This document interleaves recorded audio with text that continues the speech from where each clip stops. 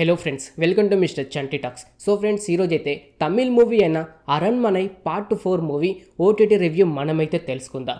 ఈ movie last month May 3, 2024లో థియేటర్లో release అయ్యి మంచి బ్లాక్ బస్టర్ టాక్ అయితే తెచ్చుకుంది. ఇప్పుడు చూసుకుంటే అయితే డిస్నీ హాట్‌స్టార్లో బాక్ అనే తెలుగు పేరుతో స్ట్రీమింగ్ అయితే అవుతుంది.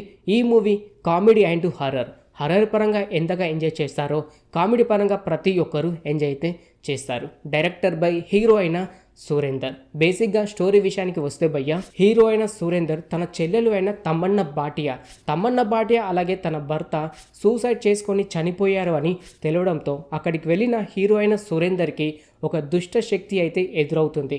మరి ఆ దుష్ట శక్తి ఎందుకని హీరోని చంపే ప్రయత్నం చేస్తూ ఉంటుంది.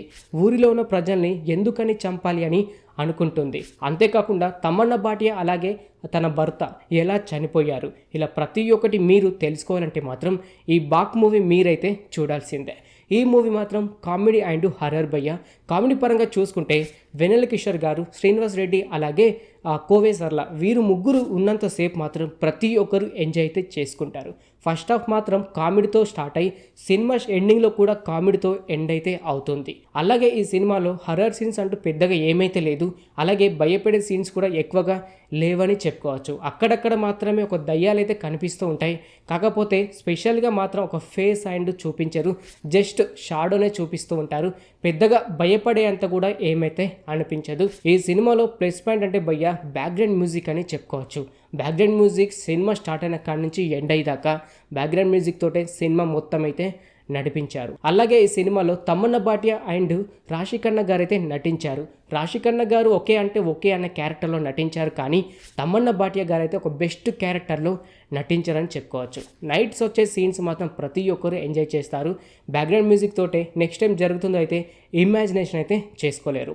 ఈ సినిమాలో ప్లస్ పాయింట్స్ కోసం మాట్లాడుకుంటే భయ్య, సినిమా స్టార్ట్ అయిన కాడ నుంచి ఎండ్ అయ్యేదాకా బ్యాక్గ్రౌండ్ మ్యూజిక్తో కానివ్వండి, లేకపోతే ఆ నైట్ వచ్చే విజువల్స్ కానివ్వండి, అంతేకాకుండా నెక్స్ట్ టైం జరుగుతుందో అయితే ఇమాజినేషన్ అయితే చేయలేరు.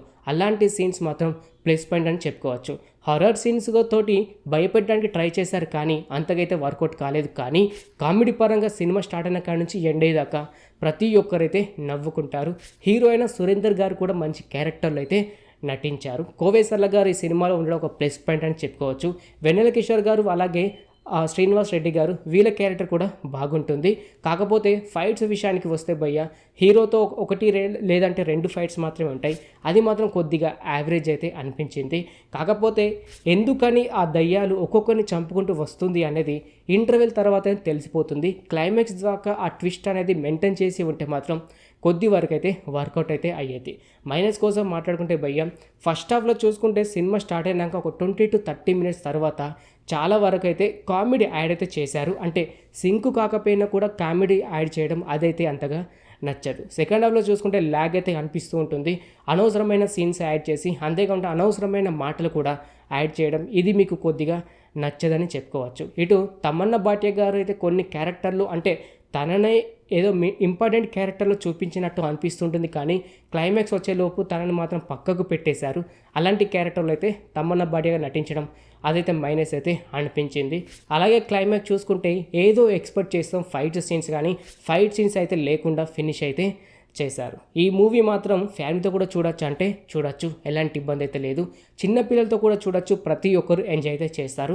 కాకపోతే అక్కడక్కడ వచ్చే బ్యాక్గ్రౌండ్ మ్యూజిక్ అలాగే ఆ విజువల్ తోటి కొద్దిగా భయపడేలాగైతే అనిపిస్తుంటుంది, కానీ పెద్దగా భయపడే సీన్స్ ఏమైతే లేదు భయ్య. నాకు మాత్రం చాలా నచ్చిందని చెప్పుకోవచ్చు.